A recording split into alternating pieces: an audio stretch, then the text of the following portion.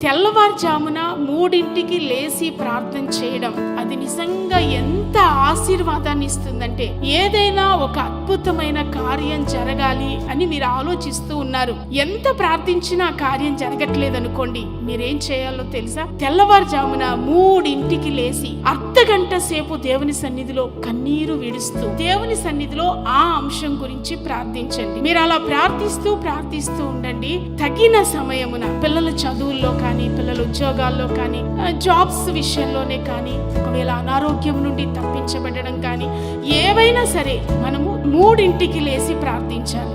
అప్పుడంట రేయి మొదటి జామున దినపు ప్రారంభపు సమయాన్ని దేవుడికి మనం ఇస్తే, అప్పుడు దేవుడు మన యందు జాలిపడి దేవుడు చెవియొగ్గి మన ప్రార్థన ఆలకించి ఏ అంశాల కొరకు ప్రార్థిస్తున్నామో నిశ్చయంగా ఓ గొప్ప ప్రతిఫలాన్ని మీ కన్నులారా మీరు చూచుదురుగాక.